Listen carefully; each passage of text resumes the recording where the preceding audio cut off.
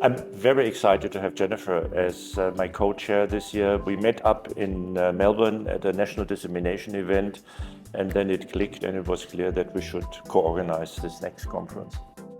One of the good things about this meeting is that there's a whole lot of different skills that are demonstrated throughout the whole program, but in addition to that, it also offers opportunities to collaborate.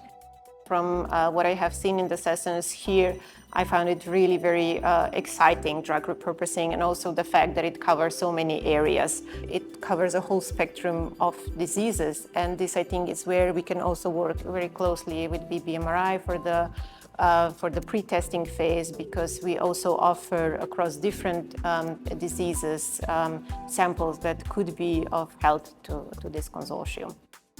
We have a lot of drug products developed, with a lot of libraries where we know a lot, and I think that we need to be able to leverage all this knowledge and not start always from the basic principle that we do basic research on a new compound. The idea here is really to have this exchange, and this audience is also quite multidisciplinary, and bringing them together in a room and talk about a same subject, and every opinion gets in, then you can really develop something new which is meaningful and which you can bring to the market. We at 3D Pharma Exchange, we meet more and more clients who are developing or redeveloping repurposed drugs, and they ask us for innovative ways and sometimes disruptive ways to develop these drugs. We can treat more patients, more diseases with existing drugs. And the more and more the awareness grows, I think the more pressure there is on getting it done. That's why we're here. That's why 3D Pharma Exchange is a sponsor of this RExPO24. I think what for me stood out the most was there were a lot of actually small companies as well here. This was not the typical when I was at other scientific conferences. And also I was surprised that those companies are still open for networking.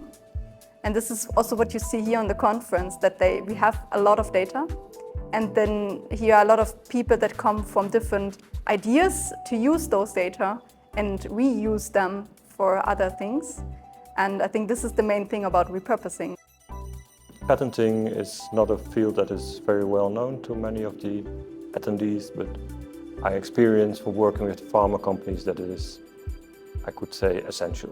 But for example, currently, if you don't have a patent, there is hardly any protection for your repurposing program. So that is an aspect that I want to bring forward, that if you don't patent, then basically any other generic company can get the new indication on their label and negotiate pricing and reimbursement. But with the patent, you are the one who is in charge. So then you are the one who has the protection for providing the drug for the new indication.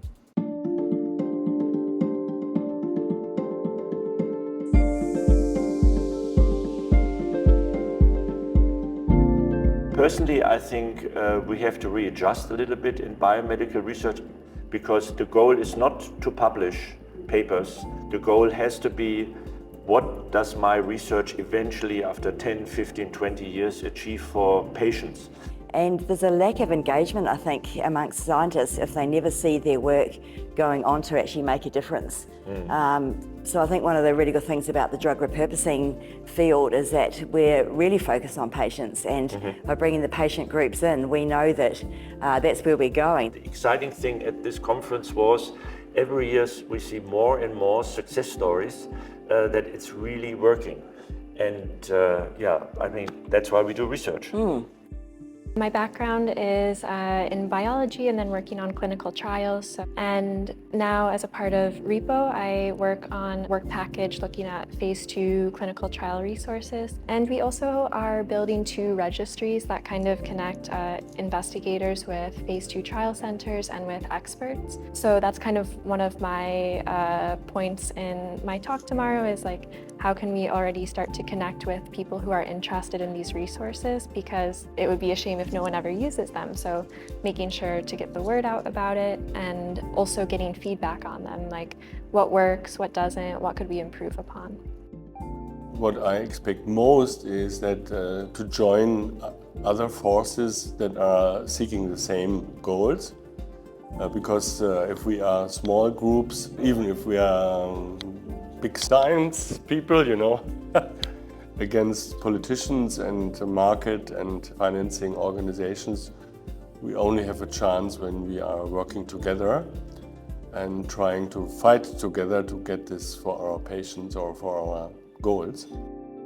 There's a life cycle for ideas, and not only for organisms. For example, artificial intelligence was mainly based, the foundation relies on 50 years ago, 40 years ago.